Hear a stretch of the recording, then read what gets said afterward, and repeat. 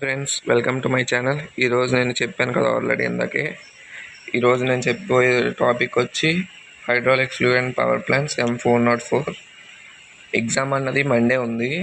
First 5 chapters ఉన్నాయి. 5 చాప్టర్స్లో total 15 questions ఉన్నాయి. 15 questions చదివితే 50 మార్క్స్, 50 ఎస్ఏ కవర్ అయిపోతాయి. 50 మార్క్స్ ఎస్ఏస్. అందులో 50 మార్క్స్ ఏం కవర్ అవుతాయి, ఏం చదవాలి అంటే ఫస్ట్ అండ్ మెయిన్ థింగ్ సమ్స్లో ఏం సమ్స్ చేస్తారు. ఆ సమ్స్లో ఫస్ట్ మీరు చేయాల్సింది మేనోమీటర్, యూట్యూబ్ డిఫరెన్షియల్ మేనోమీటర్. ఈ 2 సమ్స్ చేయాలి. ఆ రెండింటి మీద ఎన్ని సమ్స్ ఉంటే అన్ని సమ్స్ చేయడం ట్రై చేయండి. ఇవ్వండి, ఇన్వర్టెడ్ యూట్యూబ్ డిఫరెన్షియల్ మేనోమీటర్, ఈ రెండింటి మీద ఎన్ని సమ్స్ ఉంటే అన్ని సమ్స్ చేయండి. దాంతోపాటు మెకానికల్ గేజెస్, ఇది వచ్చాక అప్పుడు మెకానికల్ గేజెస్ చూసుకోండి. ఈ మెకానికల్ గేజెస్ అనేవి ఒకటి ఉంటుంది, ఈ ఒకటి చదువుకోండి, ఎందుకన్నా మంచిది, 10 మార్క్స్ ఇచ్చేయచ్చు. నెక్స్ట్ సెకండ్ లెసన్కి వచ్చేసరికి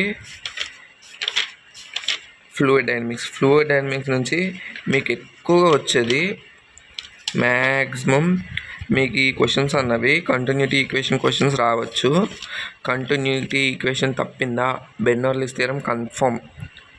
బెర్నౌల్లీస్ థియరం మొత్తం 20 సమ్స్ ఉంటే మీరు 20 సమ్స్ నేర్చుకుంటే 2 ఎస్ఎస్ పక్కా, అంటే 20 మార్క్స్ పక్కా. వెంచురీ మీటర్ మీద కొన్ని సమ్స్ ఉంటాయి, బెర్నౌల్లీస్ థియరం అని కొన్ని సమ్స్.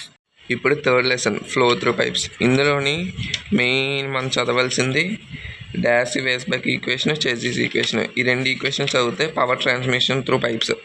ఈ 3 చదివితే 2 ఎస్ఎస్ పక్కా. ఈ మూడిట్లో ఏం ఉండదు, జస్ట్ ఈ ఫార్ములాస్ వాడి చేసాడువే. 4FLV²/2GD ఒకటి, ఇంకోటి C√/MI ఒకటి. ఈ 2 ఈక్వేషన్స్ వాడి మొత్తం 10 సమ్స్ ఉంటాయి. ఆ 10 సమ్స్ చేస్తే మీకు 2 ఎస్ఎస్ పక్కా. Next hydraulic machines.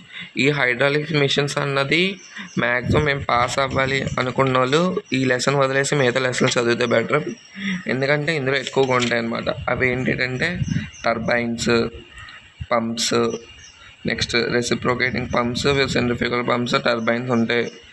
Hydraulic power plants అవన్నీ ఇందులో ఉంటాయి. First main thing hydraulic power plant చదవాలి.